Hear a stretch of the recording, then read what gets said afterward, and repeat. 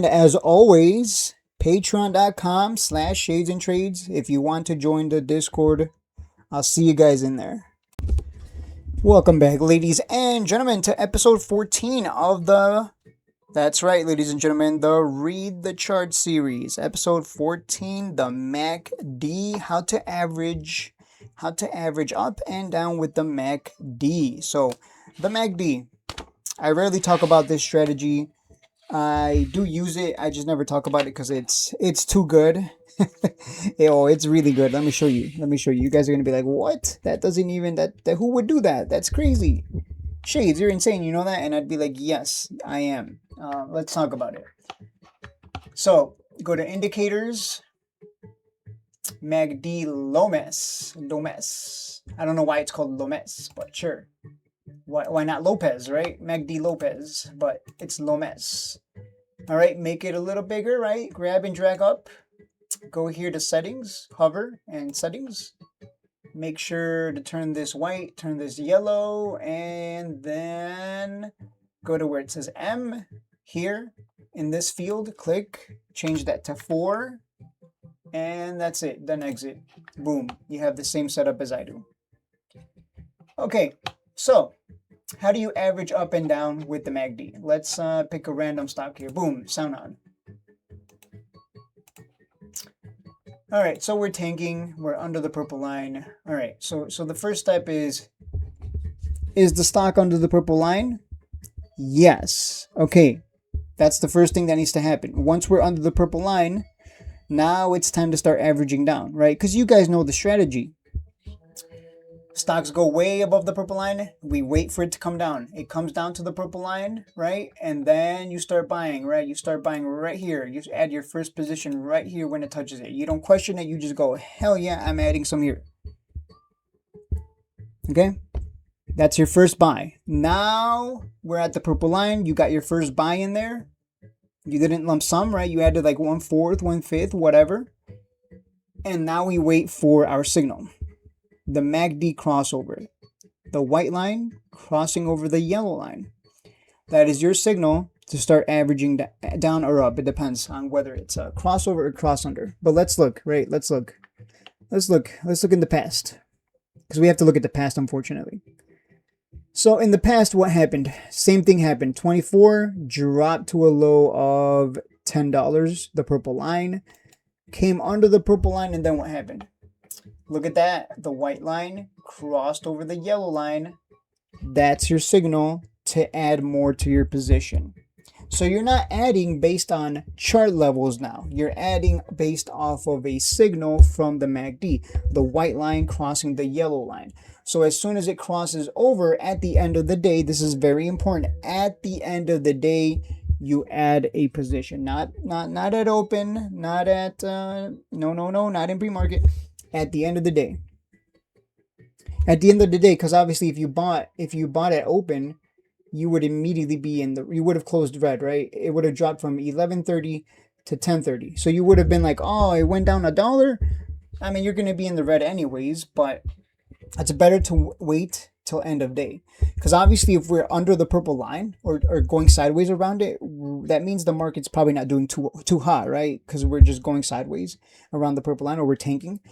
So it's better to wait till end of day, because there's more selling pressure than buying pressure when we're around the purple line. Until things reverse, that's just usually the case. That's why you see SoundHound here just kind of just straddles along the purple line, because there's just too much selling pressure and not enough buying pressure to get it going to the moon, right? Like here it finally made that move to 21. So you would have bought here, right? White line crossing the yellow line. You wait till end of day, boom, you bought at 10:30 instead of 11:30. So there you go. Not only did you buy at the purple line touch here, now you started averaging in right here at 10:30, which you basically bought at the same level, but whatever, it doesn't matter. The point is to average up or down based on these crossover and cross under signals. So what happened? Right? White line crossed under the yellow line, and you don't question the signal, you just buy more. So you would have added another 1/4 or 1/5 of your position here at 8.50. And then guess what? You got a crossover the very next day. You would add some more here at 9.19. And then you got a cross under in the future right here, and you would have added end of day at 8.50. And then you got a crossover right here. You would add it at 8.90. And you would just keep doing this so long as we are straddling around that purple line or under it. And eventually you would have accumulated a position, and then eventually you would have, you would have averaged up or down enough to the point where you can't add anymore because you're out of money. And then it would have gone to a high of 22, and you would have made, let's measure it from purple line to your first buy was here. And let's say you sold here for 63%, maybe you sold here for 32%, maybe you sold up here for 100%. It doesn't matter. You would have made your money. Let's say you sold from purple line to here is your first target, 60%. Just using the past levels from here to up here, 138%. So you would have known like, okay, I'm just going to sell at the first level. Here's your first level right here. So you would have known like, okay, I just keep, adding in on the crossovers and cross-unders. I keep averaging in. And then eventually once it hits this target up here that it hit back then here at 16, you would have made your 60%. Or more, probably more because you're averaging up and down here. And there you go. That's how you do it.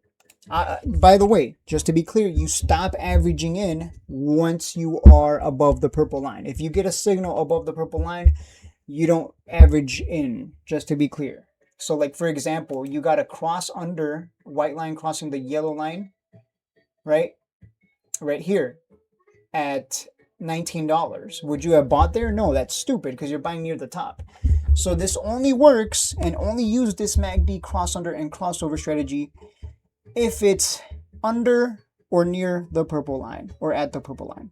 So right now it would make sense to use it. We haven't gotten a signal yet, but when it comes around, you better believe I'm going to be adding more. So there you go, guys. Now I did start adding because I'm like, might as well, right? I got the account size. I'll just add 10 here, 20 here, 50 here, 100 here, whatever. I don't care. I can add 10 shares every candle. It doesn't matter. Well, that's a whole nother strategy for bigger accounts that I should make. How to average down if you have a big account. 10 shares a day. Boom. Up and down. That's a whole nother video. Anyways, so there you go. Hopefully this makes sense.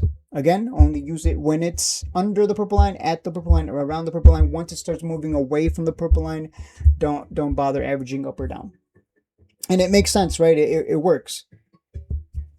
But it only works because we're so cheap. You don't want to be using it up here and buying a big bag, right? Because you got a crossover right here at 19 and you would have held a big bag. Maybe you would have taken profit here.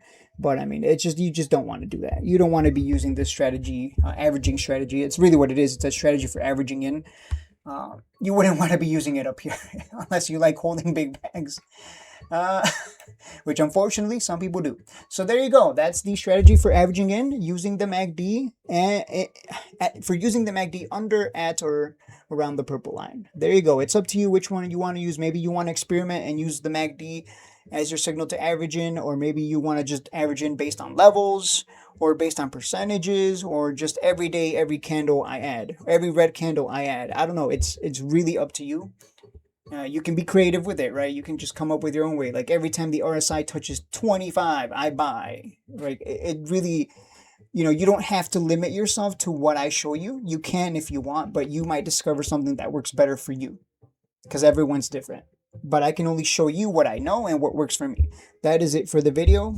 If you have any questions, as always, reach out. I'll see you guys in the next one.